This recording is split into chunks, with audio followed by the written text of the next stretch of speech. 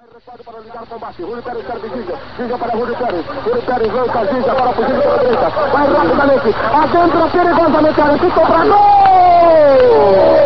Gol de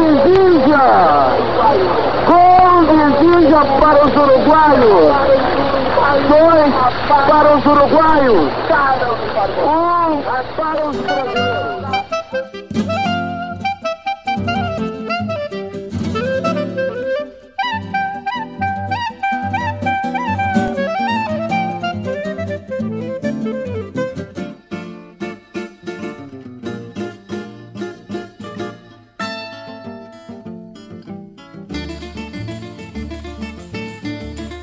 A ideia de que o futebol é o ópio do povo e aliena as pessoas faz parte do passado.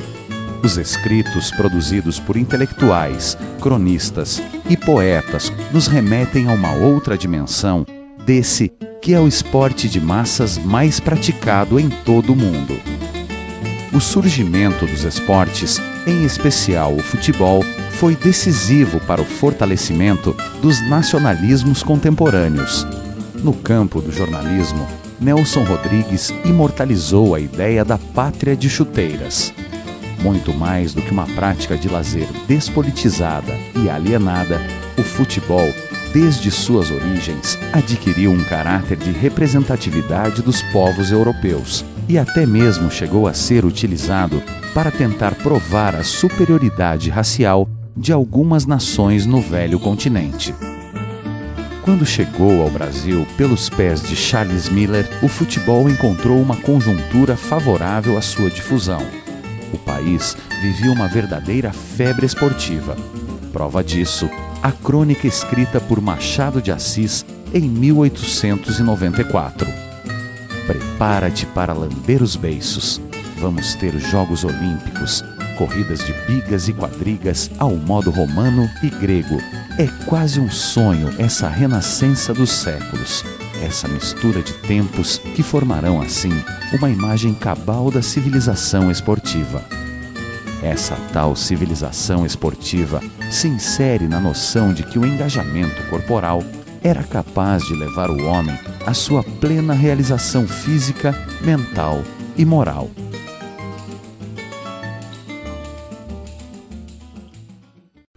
No Brasil do início do século XX, a educação física se tornou obrigatória nas escolas. Os filmes de ação levaram um grande número de pessoas aos cinemas. Os clubes sociais recebiam centenas de associados sedentos por praticar esportes. Até mesmo a moda, adaptando-se a esse contexto, tornou-se mais esportiva. Foi em meio a esse panorama que, por volta de 1900, o futebol chegou a Ponta Grossa, principal núcleo urbano do interior do estado. A cidade foi palco do primeiro jogo de futebol realizado no Paraná. A partida, ocorrida em 1909, reuniu um time vindo da capital paranaense e uma equipe local, formada por ferroviários da São Paulo-Rio Grande. Depois dessa partida, a cidade acompanhou o aparecimento de dezenas de times, como o Brasil, o Botafogo, o Vila Estrela, o Bloco Esportivo, o Savoia, o Olinda, o UCA, o Nova Rússia, o Germânia.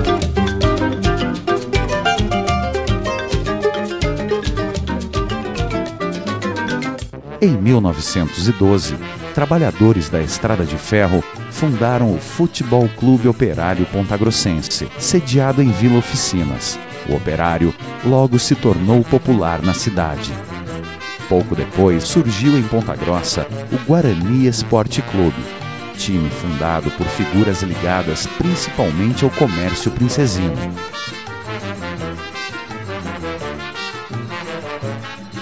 No dia 22 de novembro de 1914, Operário e Guarani se enfrentaram pela primeira vez. A partida realizada em Vila Oficinas terminou com o placar de 1-0 para o Operário. Nem os jogadores, nem o público presente ao match imaginavam que naquele dia, naquela partida, nascia a maior rivalidade esportiva da história de Ponta Grossa.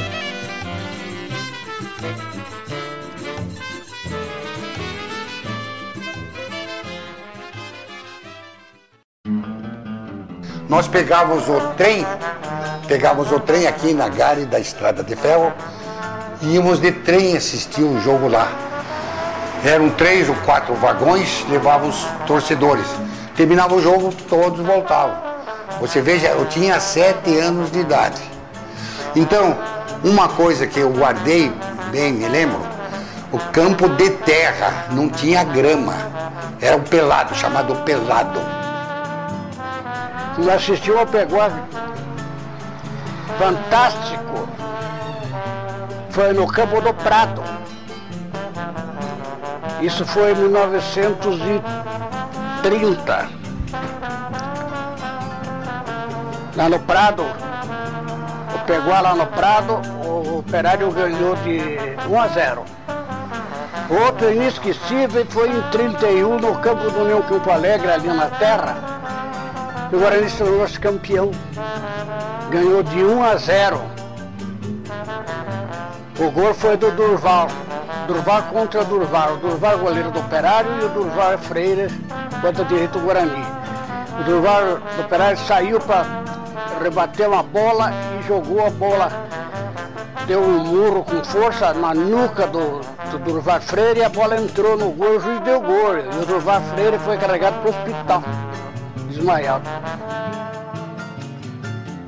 O Stella, você não sei se conheceu, o Stella era torcedor fanático do Operário.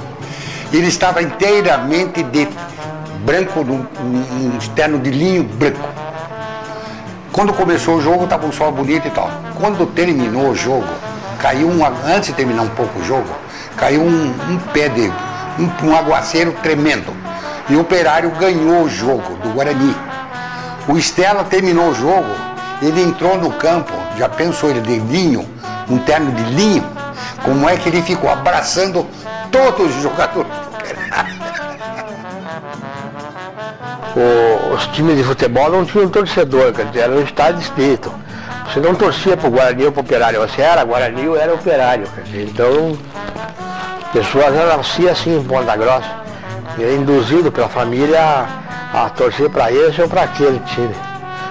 Então havia assim esse sentimento, era um sentimento muito forte, muito enraizado em termos de time de futebol.